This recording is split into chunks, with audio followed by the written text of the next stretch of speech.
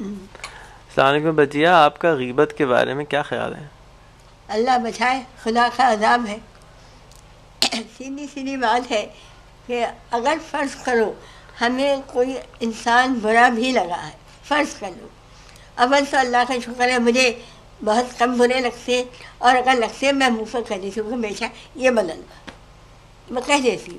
ان میں بعض لوگ برا بھی مان جاتے، لیکن 99% لوگ برا نہیں مانتے، کیونکہ میں اتنی محبت سے کہہ دیتی ہوں کہ وہ سیدھے ہو جاتے. ایک صاحب کا واقعہ میں تمہیں بتاؤں، بہت میں نام نہیں لوں گی، بڑے مشہور آدمی ہیں.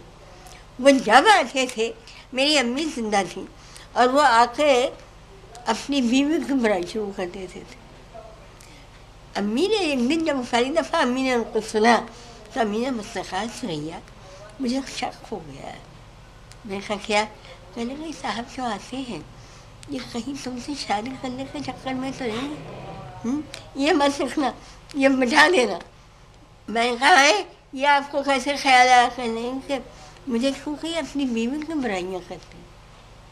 تو میں نے کہا امی ان کو 1000 اگر ان کی 15,000 بیویاں ہوں وہ برائیاں کریں مجھے کیا فرق پڑے گا؟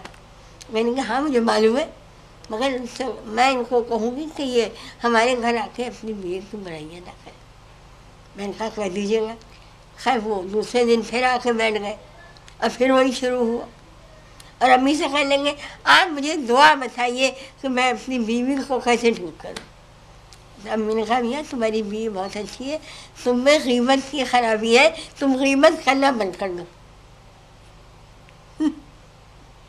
یہ ہوا غیبت سے ہمارے کہ بھائی وہ سامنے نہیں ہے، سامنے بیٹھیے بولو، لیکن پیٹھ پیچھے کیوں کہہ رہے ہو؟ یہ ایسے بہت سے واقعات ہیں. اچھا اب میں نے آج کسی کے بارے میں، کیونکہ میں تو کہانی بنا سکتی ہوں نا، میں نے ایک جھوٹی کہانی غیبت کی بنائی. اللہ کی قسم میں پوری رات سوئی نہیں. یہ کیا ہوا ہے؟ یہ میں نے کیا کیا ہے؟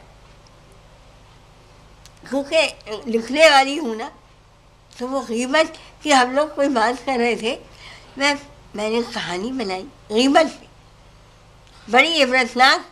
مگر پھر میں نے توبہ کی، اور وہ آج بھی پڑی ہوئی ہے لکھی ہوئی میرے پاس، مگر میں نے آنر نہیں بھیجی. آؤ کون ہے؟ بچہ ہوگا آفس کا.